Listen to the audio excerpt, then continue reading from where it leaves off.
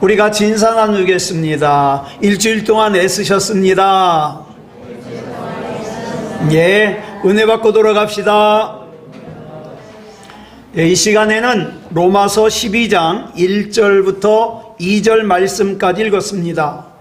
은혜 받을 말씀의 제목은 변화된 삶을 산다는 것은 입니다. 변화된 삶을 산다는 것은. 여러분, 우리 하나님께서는 저와 여러분이 예수님을 믿기 이전과 예수님을 믿고 난 이후에 생각하는 것이, 사고방식이, 생활이 달라지길 원하십니다. 그래서 오늘 본문 2절을 보니까 이렇게 말씀하셔요. 줄친 것만 시작. 마음을 새롭게 함으로 변화를 받아. 이 말은 다시 말해서 마음과 사고방식과 생각을 예수님을 믿기 이전과 똑같이 가지지 말라는 뜻이에요. 즉 예수님을 믿기 이전과 달라지라는 겁니다. 여러분 주변에 있는 예수님 안 믿는 사람들과 달라지라는 거예요.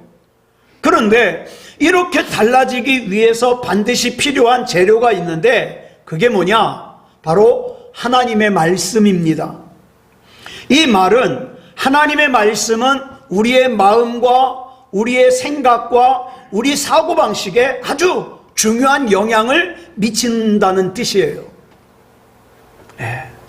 이렇게 내 마음이 변하고 내 삶의 방식이 변하고 내 생각이 변하는 것을 우리가 흔히 뭐라 그래요? 삶이 변한다, 이렇게 말하는 거예요. 자, 오늘 본문 말씀이 바로 삶이 변하는 것이 뭔지를 설명을 해주고 있거든요. 오늘 본문 다시 한번 읽어볼까요? 시작. 그러므로 형제들아, 내가 하나님의 모든 자비하심으로 너희를 권하노니 너희 몸을 하나님이 기뻐하시는 거룩한 산제물로 드리라.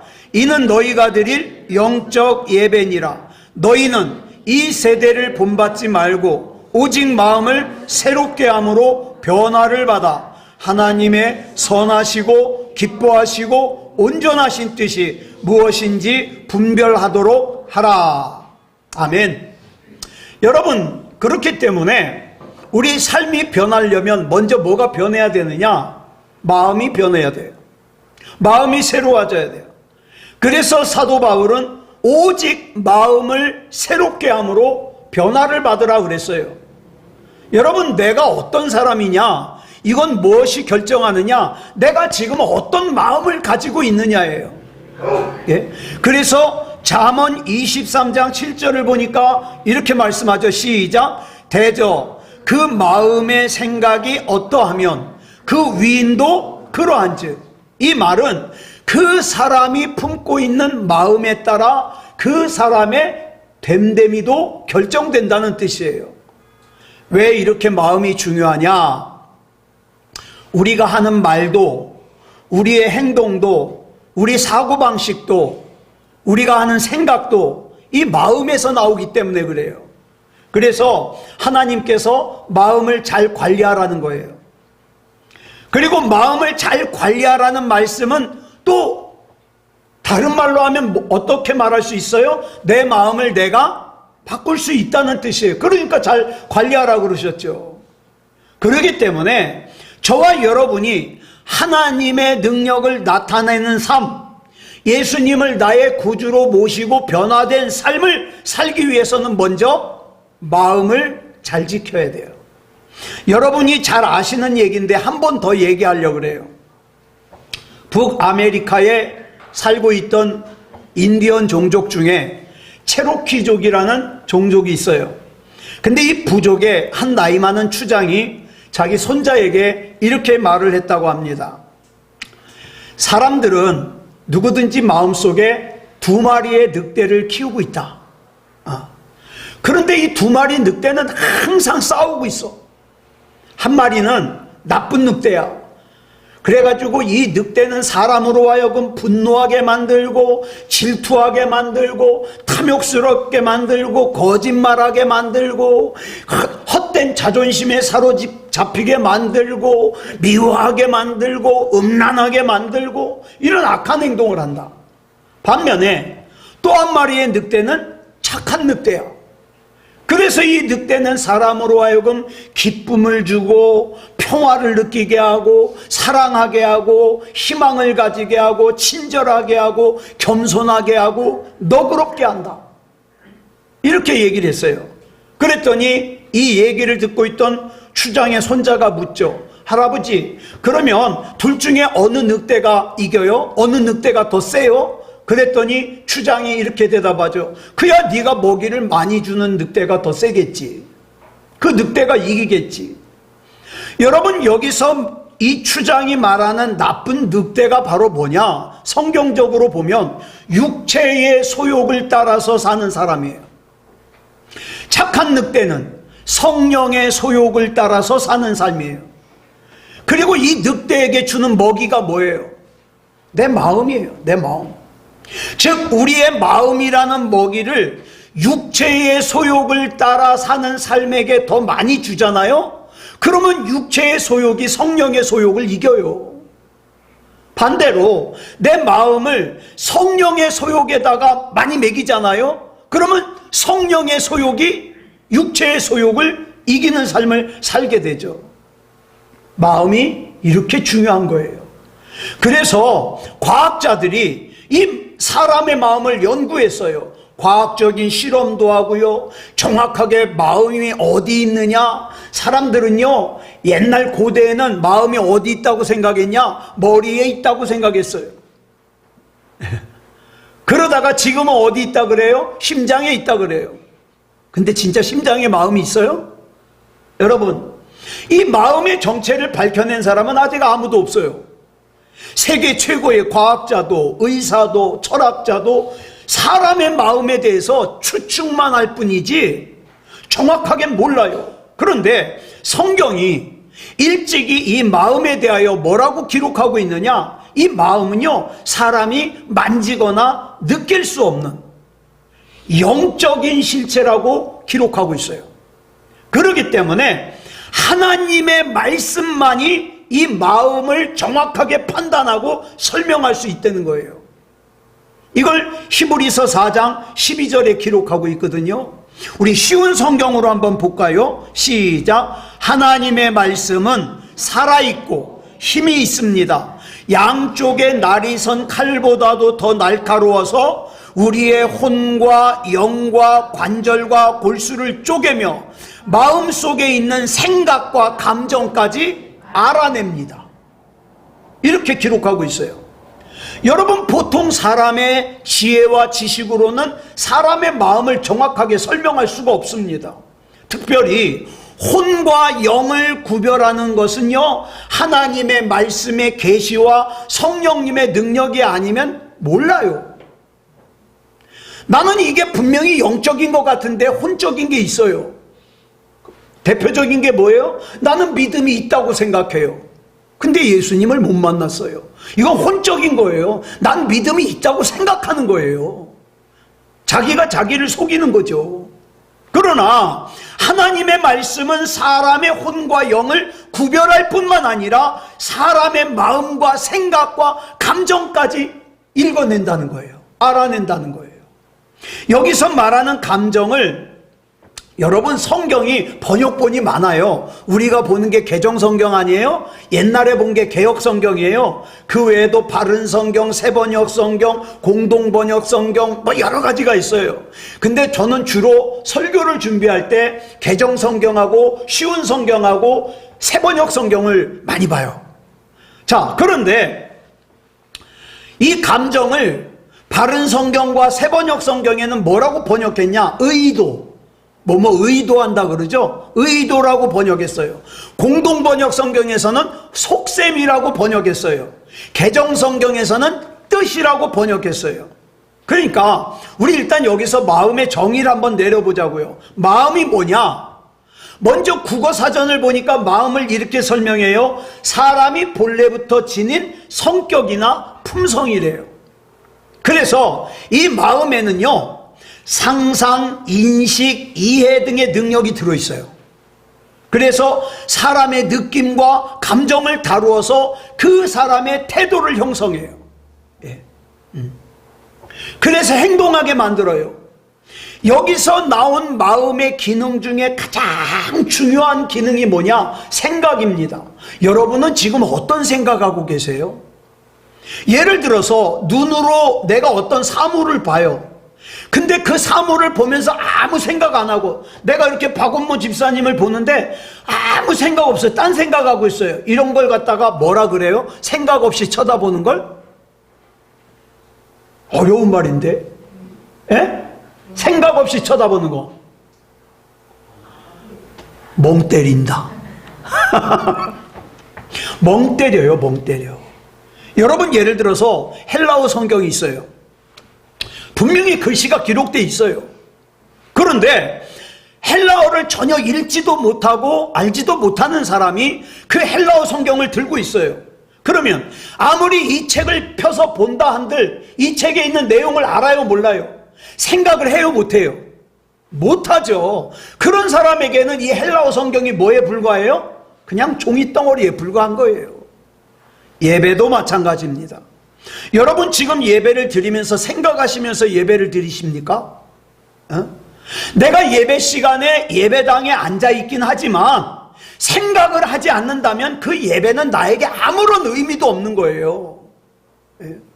성경을 갖다가요, 번역본으로 보면은 같은 단어를 여러 가지 뜻으로 설명한 것들이 나오죠. 이 생각도 마찬가지예요. 생각도 어떤 성경에서는 상상이라고 번역을 해요. 어떤 성경에서는 추론이라고 번역을 해요. 또한 마음과 혼과 심령을 갖다가 같은 뜻으로 설명하는 성경도 있어요. 그런데 사실 이런 단어들로도요, 마음을 설명하기가 쉽지 않아요. 어려워요. 그러면 이제 성경으로 돌아가자고요. 성경에서는 마음을 어떻게 설명을 할까? 고린도후서 4장 16절을 보니까 사도 바울이 사람을 둘로 구분을 해요. 어떻게 구분합니까? 시작. 그러므로 우리가 낙심하지 아니하노니 우리의 겉사람은 낡아지나 우리의 속사람은 날로 새로워지도다. 아멘. 저는 이 말씀 참 좋아해요. 이창원 목사가 이제 내년이면 아우 징그러. 내년이면 벌써 한갑이잖아요. 그러니까는 어떻게 해요? 어제까지만 해도 민옥기 권사님 생일을 선물 산다고 해놓고 까먹어버려요. 예, 겉사람은 자꾸 낡아요. 그런데요, 겉사람은 자꾸 낡지만 속사람은요, 자꾸 주님과 더 친해지고 가까워지고 새로워져야 돼요. 여러분, 여기서 말하는 겉사람은요, 육체의 오감. 오감이 뭐예요? 5가지 감각. 예? 시각, 청각, 후각, 촉각, 미각. 이 5가지 감각을 이용해서 정보를 얻어요. 그죠? 예, 정보를 얻어요. 그래서 이 겉사람은요, 세상에서 이 육체적인 정보를 오감을 통해서 수집해요. 그런데 눈에 보이지 않는 속사람은 어때요? 이 눈에 보이지 않는 속사람은 혼을 통하여 눈에 보이지 않는 영적 정보를 갖다가 수집을 합니다. 그러면 이 혼에서 정보를 수집하는 것들이 뭡니까? 마음, 의지, 감정, 생각, 지성, 이런 것들이에요. 그래서 베드로전서 3장 4절을 보니까 속사람을 뭐라고 표현했냐면 마음에 숨은 사람. 저와 여러분 마음에 숨은 사람이 있어요, 없어요? 있어요. 이 마음에 숨은 사람이요, 정말 하나님을 갖다가 중요하게 여기고 신앙을 중요하게 여기는 사람을 우리가 뭐라 그래요? 믿음이 좋은 사람. 이 마음에 숨은 사람이 하나님에 대해서 전혀 관심이 없는 사람, 믿음이 없는 사람, 이런 거예요. 이 속사람은 눈에 보이질 않아요. 우리가 예수님을 구주로 영접하고 거듭났다고 할 때 거듭나는 대상이 누구예요? 속사람이에요, 겉사람이에요? 예? 속사람이에요, 겉사람이에요? 물론 나중에 다 거듭나는데 먼저 1차적으로 속사람이에요. 이 속사람이 거듭나잖아요. 그러면 겉사람이 속사람의 영향을 받아요. 그래서 어떡합니까? 표정도 달라지고 말도 달라지고 행동도 달라지는 거예요. 네. 그래서 우리는 이 속사람을 뭐라고 불러요? 영혼이라고 불러요. 우리의 겉사람이 육체의 오감을 이용해서 정보를 수집하듯이 우리 속사람은요, 마음을 이용해 가지고 영적인 정보를 갖다가 수집을 합니다. 그리고 이 마음이 우리의 속사람과 겉사람을 연결해 주는 거예요.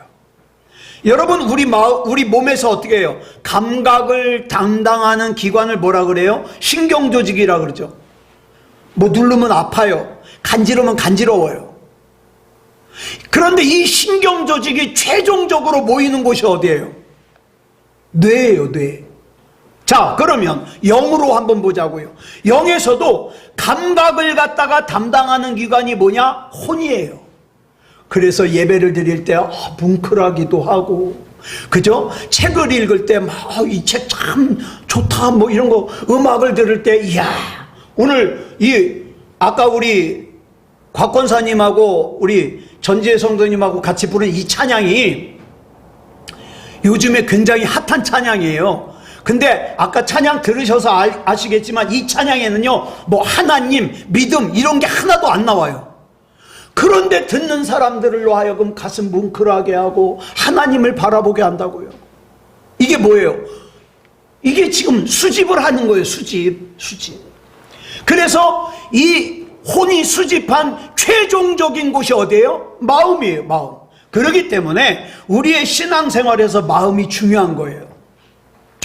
자, 이 마음은요, 육체에 속한 조직이 아니라 영에 속한 조직이에요. 그렇기 때문에 마음이 뜻 따르지 않는 예배를 드린다? 여러분, 그냥 일어나셔서 집으로 돌아가시는 게 나아요. 그 시간에 그냥 쉬는 게 낫죠. 마음도 없는데 예배를 드린다? 이거 헛수고하는 거죠. 그러면 이 영의 조직을 설명하고 있는 히브리서 4장 12절, 쉬운 성경으로 다시 한번 볼까요? 자, 잘 생각하면서 보세요. 시작. 하나님의 말씀은 살아있고 힘이 있습니다. 양쪽에 날이 선 칼보다도 더 날카로워서 우리의 혼과 영과 관절과 골수를 쪼개며 마음속에 있는 생각과 감정까지 알아냅니다. 여기 보면 하나님의 말씀이 혼과 영과 관절과 골수를 쪼갠다 그랬어요. 무슨 뜻이에요? 숨김없이 다 드러낸다는 뜻이에요. 그래서 그 다음에 히브리서 4장 13절을 새번역 성경으로 보니까 뭐라고 나와요? 모든 것이 그의 눈앞에, 그가 누구예요? 하나님 앞에 벌거숭이로 드러나 있습니다. 이렇게 번역을 하고 있어요. 그러니 세상적인 것들이 이 혼적인 것들을 어떻게 아냐고요? 네, 모르죠. 그래서 사도 바울이 오늘 본문인 로마서 12장 1절로 2절에서 이렇게 권면하는 거예요. 자, 우리 다시 한번 본문으로 돌아가서 로마서 12장 1절로 2절 우리 같이 읽겠습니다. 시작. 그러므로 형제들아, 내가 하나님의 모든 자비하심으로 너희를 권하노니 너희 몸을 하나님이 기뻐하시는 거룩한 산제물로 드리라. 이는 너희가 드릴 영적 예배니라. 너희는 이 세대를 본받지 말고 오직 마음을 새롭게 함으로 변화를 받아 하나님의 선하시고 기뻐하시고 온전하신 뜻이 무엇인지 분별하도록 하라. 아멘. 이 말씀을 한마디로 정리하면 뭐라고 할 수 있냐? 마음 관리 잘하라는 거예요. 마음 관리 잘해라. 자, 그러면 이제 먼저 본문 1절을 살펴볼게요. 본문 1절은 뭘 기록하고 있느냐? 우리 겉사람을 관리하는 걸 기록하고 있어요. 겉사람, 몸, 육체. 겉사람을 어떻게 관리할 것이냐? 줄친 것만 읽어볼까요? 시작. 너희 몸을 하나님이 기뻐하시는 거룩한 산제물로 드리라. 이렇게 기록하고 있어요. 이 말은 내 몸의 소유권이 처음에 누구에게 있다는 거예요? 하나님께. 아니에요. 거짓말하고 있어. 내 몸의 소유권이요, 나에게 있어요. 나에게. 예? 이걸 전제로 해요. 그래서 여러분 몸을 갖다가 여러분 마음대로 하잖아요. 놀러 가고 싶으면 놀러 가고, 죄 짓고 싶으면 죄 짓고, 그잖아요? 그랬잖아요. 예수님을 믿기 전에. 그런데 예수님을 믿고 예수님을 구주로 영접하고 나니까 내 몸의 통제권을 누구에게 드리는 거예요? 하나님 쓰시옵소서. 내 몸 하나님께서 다 쓰시옵소서. 옛날에는 내가 내 몸을 갖다가 소유하고 결정하고 통제했는데 이제는 하나님께서 내 몸을 통제해 주시옵소서. 그래서 하나님의 통제를 따라 예배를 드리기도 하고 누구를 돕기도 하고 그러는 거예요. 그 반대로 하나님께 내 몸의 통제권을 드리지 않고 내 마음대로 내 몸을 사용하는 사람을 사사기 17장 6절을 보니까 뭐라 그랬어요? 쉬운 성경으로 봅니다. 시작. 그때에 이스라엘 사람들에게는 왕이 없었기 때문에 사람들마다 자기 하고 싶은 대로 했습니다. 자, 보세요. 뭐 때문에? 뭐 때문에? 왕이 없기 때문에, 하나님이 아니기 때문에 자기 몸의 통제권을 자기가 가지고 자기 마음대로 살았다 이 말이에요. 자, 하나님을 왕으로 섬기지 않는 사람은 자기 몸의 소유권과 통치권을 자기가 가지고 있기 때문에 어떻게 해요? 아유, 오늘은 예배 걸러? 자기가 결정해버려요. 아유, 기도 걸러? 아우, 귀찮아. 성경은 뭐 알아봐? 걸러. 자기 몸의 주인이 자기니까. 그러나 예수 그리스도를 구주로 영접하고 구원받은 사람은 통제권을 하나님께 드려요. 하나님 뜻대로 사용하시옵소서. 그 다음에 이제 2절은 속사람이에요. 속사람.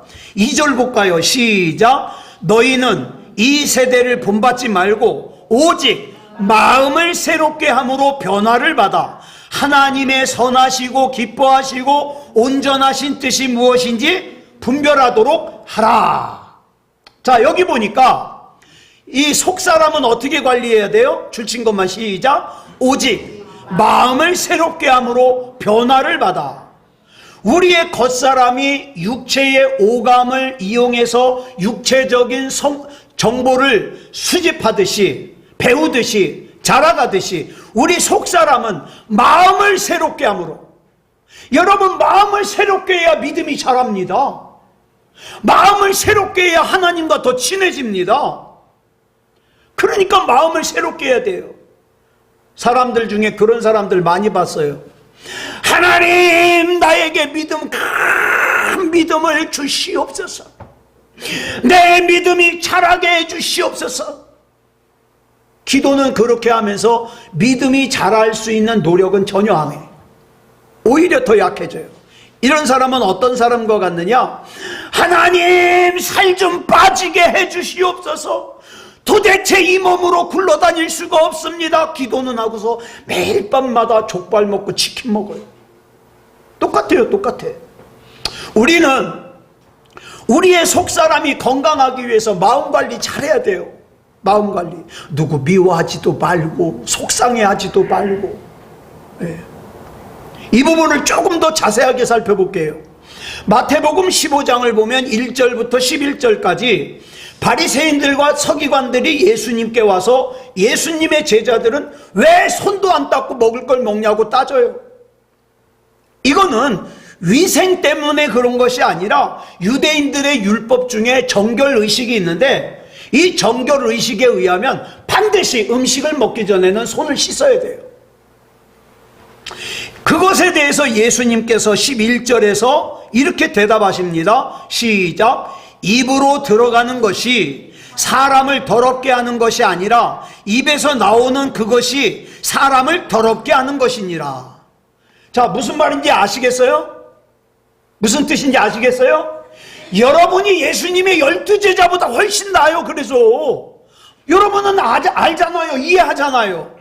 근데 예수님의 12제자들은요 뭔 말인지 몰라요. 멍 때려요. 저게 뭔 말이래?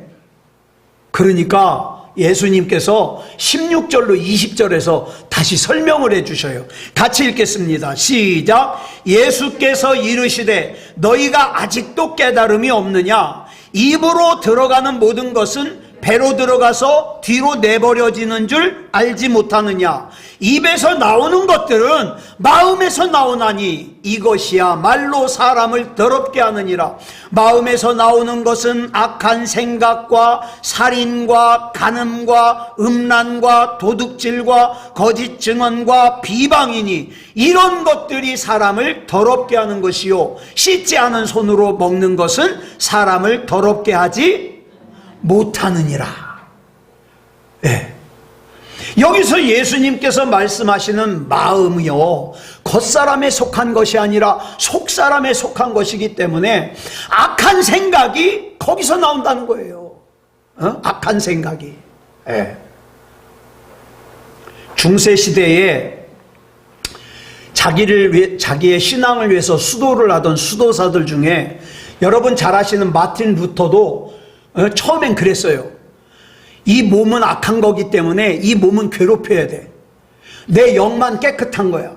그래가지고 어떤 사람들은요 이딴 회초리 가지고, 여러분 아마 영화에서 보신 적 있을 거예요. 중세시대 영화 보면 수도사가요 우통을 탁 벗고 회초리로 자기 등을 막 때려요. 막 피가 날 때까지. 이놈의 죄악된 육체는 아파야 돼. 자기 몸인데 막 피가 철철 나요.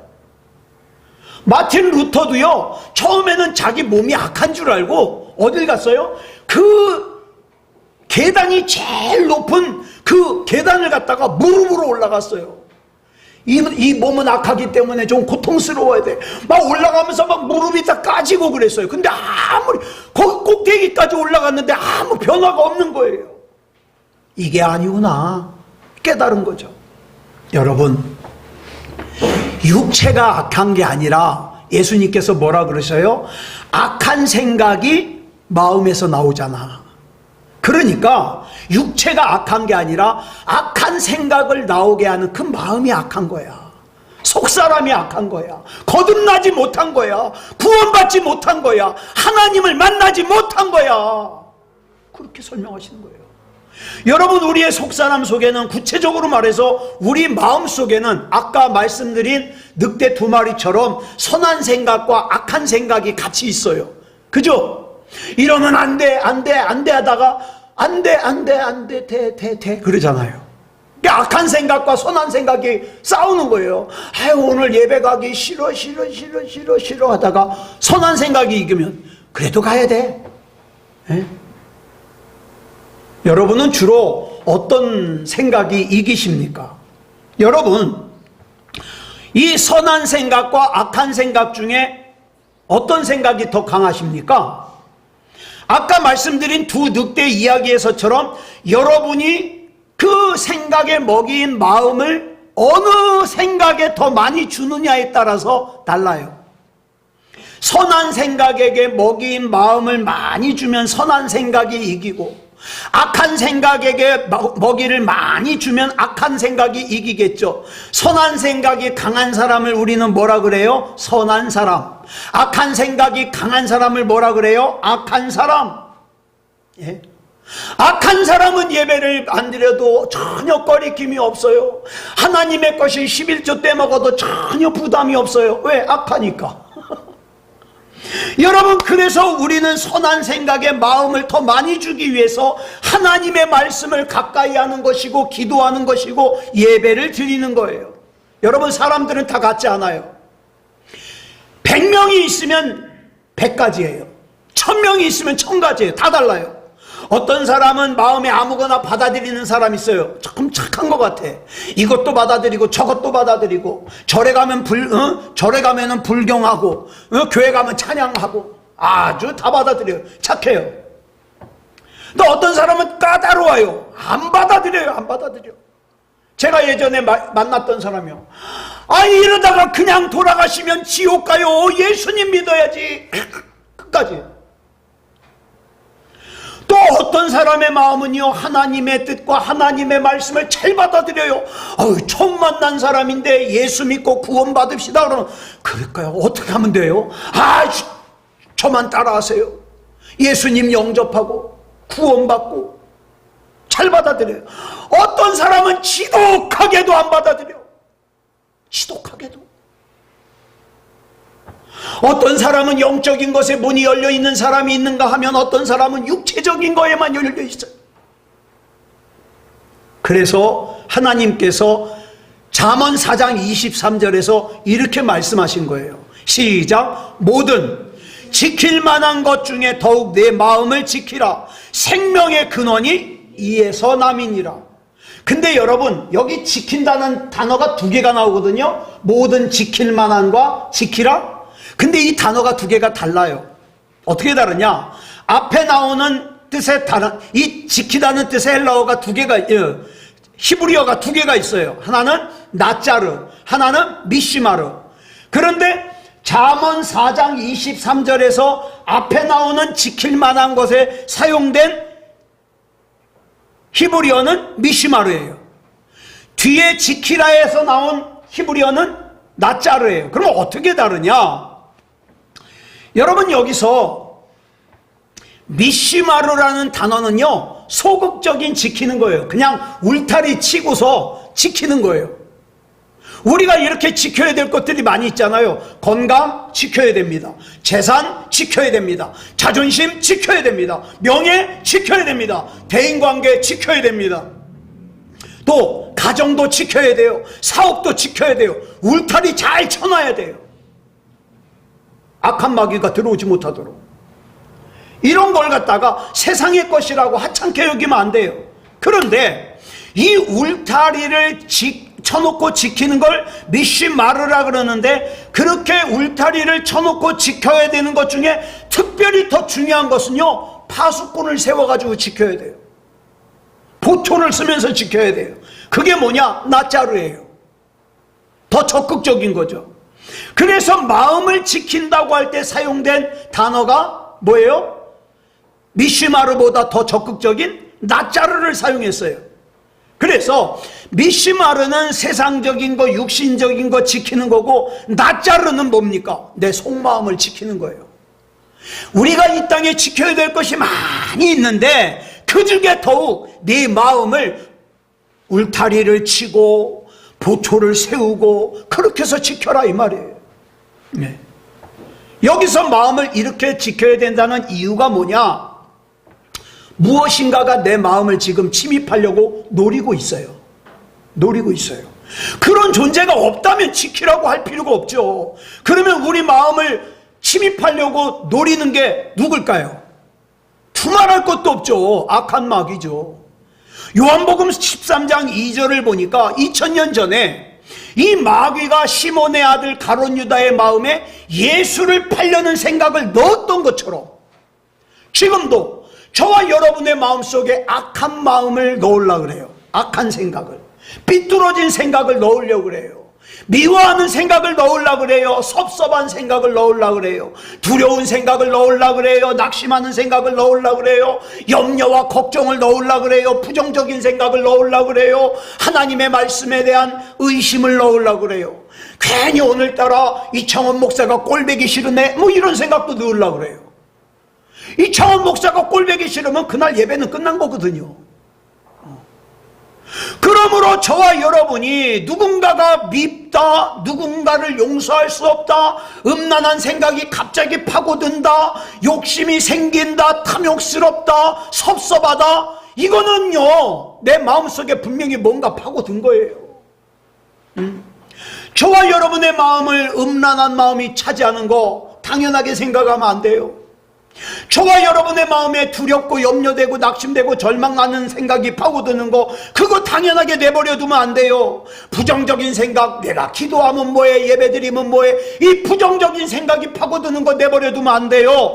내 신앙생활에 염증이 나고 예배를 드리기 싫은 것도 그냥 내버려 두면 안 돼요. 그건 당연한 게 아니에요. 이런 악한 마귀의 침입으로부터 우리 마음을 지켜야 될 책임이 누구에게 있다? 나에게 있다. 그러니까 여러분, 옛날보다 신앙생활 잘못하면 그거 당연한 거 아니에요. 여러분, 지금 잘못된 거예요. 그런데 하나님께서는 우리에게 그냥 마음의 문을, 야, 너 네 마음의 문을 지켜라, 낫자를 해라, 그리고 명령만 하시는 게 아니라 우리가 마음을 지킬 수 있는 방법을 일러주셔요. 얼마나 친절하십니까? 우리 마음을 지킬 수 있는 방법. 자, 그 방법이 빌립보서 4장 6절부터 8절까지 나와요. 먼저 6절 볼까요? 시작. 아무것도 염려하지 말고 다만 모든 일에 기도와 간구로 너희 구할 것을 감사함으로 하나님께 아뢰라. 여기 보면 염려하지 말래요. 기도와 간구를 하래요. 내가 구할 것을, 나한테 필요한 것을 감사함으로 하나님께 말씀을 드리래요. 이거 못하는 사람이 있습니까? 없잖아요.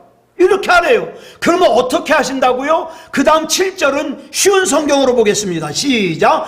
그러면 우리 주 예수 그리스도 안에서 그 어느 누구도 측량할 수 없는 평안이 여러분의 마음과 생각 가운데 풍성히 임할 것입니다. 여러분, 이게 기도 응답받는 단계예요. 내가 하나님 앞에 맡기고 하나님 앞에 기도합니다. 하나님, 날 좀 붙잡아 주세요. 나 너무 힘들어요. 하나님, 나 외로워요. 나 답답해요. 하나님 앞에 다 맡기고 말씀만 드리라고 그랬으니까, 그래서 하나님께서 말해달라고 그래서 지금 말하는 건데요. 나 진짜 힘들걸랑요. 하나님 붙잡아 주세요. 말하면 측량할 수 없는, 계산할 수 없는, 상상할 수 없는 하나님이 주시는 평안이 임한다 이 말이에요. 이게 응답되는 과정이라니까요. 자, 이 말씀을 가만히 보면 하나님께서 내가 걱정하는 문제, 염려하는 문제, 절망하는 문제 먼저 해결해 주신다고 하지 않았어요. 그죠? 나를 둘러싼 상황과 처지와 형편을 넘어서서 측량할 수 없는, 상상할 수 없는, 계산할 수 없는 하나님의 평강이 먼저 내 마음과 생각 속에 임한다. 임한다. 네.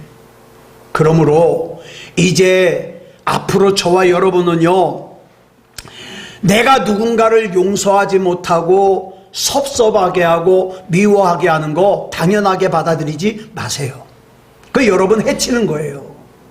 음란한 생각이 차지하는 것도 당연하게 생각하지 마세요. 그 여러분 자신을 해치는 거라고요.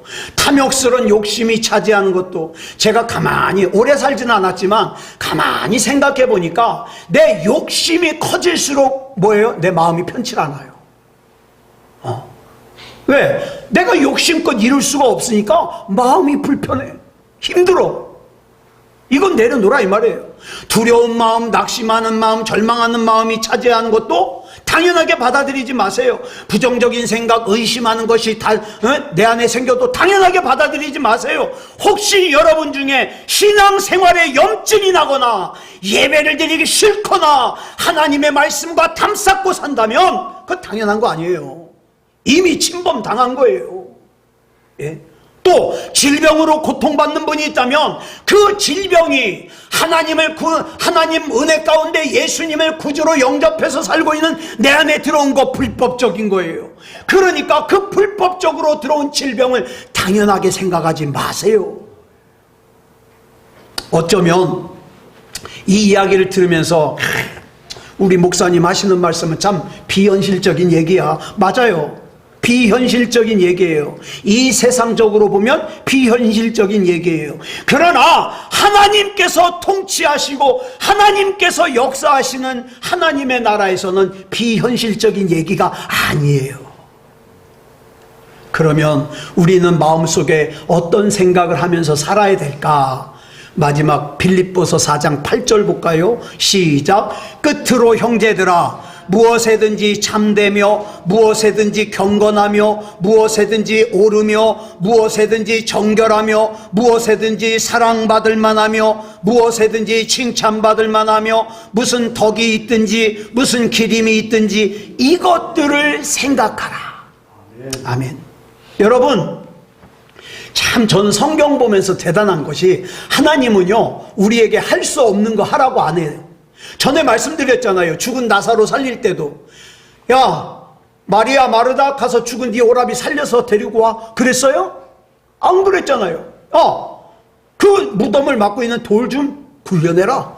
이건 할 수 있거든요. 할 수 있는 거 시켜요. 여기서도 마찬가지예요. 참된 생각은 우리 의도적으로 할 수 있어요. 내가 막 누가 미워져. 그러면 아니야. 난 미워하면 안 돼. 하나님, 내 마음속에 미워하는 생각 없어지게 해주세요. 사랑해. 할 수 있잖아요. 의도적으로. 경건한 생각. 나는 하나님의 아들이야. 나는 하나님의 딸이야. 할 수 있잖아요. 의도적으로. 옳은 생각, 깨끗한 생각, 하나님 다 복받게 해주세요. 다 잘되게 해주세요. 철없어가지고 죄 짓는 저 사람도 예수님 안에서 빨리 정신 차리게 해주세요. 그건 할 수 있잖아요. 사랑받을 만한 생각, 칭찬받을 만한 생각, 덕을 세울 수 있는 생각 할 수 있잖아요. 할 수 있는 거 하자고요. 그저 식구끼리 모여가지고 얘들아 오늘은 누구를 도마 위에 올려놓고 요리를 할까? 자, 오늘은 저기 그 아무개 데려다가 우리 같이 흉보자. 그런 거 하지 마세요. 우리 열심히 흉 봐도 그 사람은 자기 흉 보는 줄도 몰라. 그러면 누구만 죄예요? 흉 보는 사람만 죄예요. 그러니까 어떻습니까? 식구들끼리 모여서도 복된 생각하고 남을 미워하지 말고 흉보지 말고 비웃지 말고 합심해서 미워하는 말도 하지 말고 부정적인 말도 하지 말고 의심하는 말도 하지 말고 야 우리는 하나님의 자녀잖아. 우리는 하나님의 자녀답게 살아야지. 내가 하나님의 자녀답게 살면 하나님이 우리 책임지셔. 우리 가정, 우리 집안이 10년 뒤에 어떻게 살지 우린 모르잖아. 그런데 우리가 하나님의 자녀니까 걱정할 것 없어. 하나님이 앞장서서 역사해 주실 거야. 우리 다 같이 하나님 찬양하자. 얼마나 좋아요. 그렇기 때문에 우리는 반드시 우리 마음에 마귀가 침입하지 못하도록 목숨 걸고 지켜야 돼요. 여러분 한 사람 한 사람이 얼마나 귀한 사람인지 아세요? 예? 장경동 목사님 그러잖아요. 두고 보기에도 아깝다고. 맞는 말 같아요. 여러분은 정말 두고 보기에도 아까워요. 네? 아까워. 얼마나 사랑스러운지, 네? 얼마나 존귀한 존재인지. 그러니까 여러분 끝까지 잘 관리하자고요. 응? 끝까지. 그래, 나는 하나님께서 두고 보기에도 아까운 존재인데 내가 중간에 변질되면 안 되지. 하나님 앞에서 더 믿음다운 믿음이게 해주시옵소서. 하나님과 더 친하게 살게 해주시옵소서. 기도해야죠. 그러면 여러분은 하나님이 책임지십니다. 네. 아무쪼록 우리 주 예수 그리스도 안에서 변화된 삶을 사는 저와 여러분이 되기를 그리스도 예수님의 이름으로 축복합니다. 기도하겠습니다. 사랑의 아버지 하나님, 감사합니다. 이 세상에 많은 사람들이 있는 가운데 하나님께서 특별히 우리를 새소망교회에서 만나게 하시고 같이 신앙생활 할 수 있음을 감사합니다. 하나님, 더욱더 믿음다운 믿음이게 해 주시옵소서. 우리 마음에 악한 것은 조금도 침입하지 못하도록 우리 주 예수 그리스도 이름으로 지켜내게 해 주시옵소서. 우리는 하나님께서 두고 보시기에도 아까운 존재 아닙니까? 천하를 주고도 바꿀 수 없는 존귀한 존재 아닙니까? 하나님, 우리는 그저 참 포도나무이신 예수님께 붙어 있는데 힘을 쓸 테니 농부 되신 하나님께서 참 포도나무이신 예수님께서 가지인 우리 책임져 주시옵소서. 사랑의 아버지 하나님, 너무 고통 가운데 오래 두지 마시고 눈물 나는 상황 가운데 오래 두지 마시고 하나님의 때가 되었으면 빨리 회복시켜 주시고 다른 사람들에게 생명의 복음, 구원의 복음을 전할 수 있는 하나님의 종 휘페레테스와 하나님의 증인 마르티스로 쓰임받을 수 있도록 인도해 주시옵소서. 우리 주님께서 붙잡아 주실 줄 믿사오며 그리스도 예수님의 이름으로 간절히 기도드렸사옵나이다. 아멘.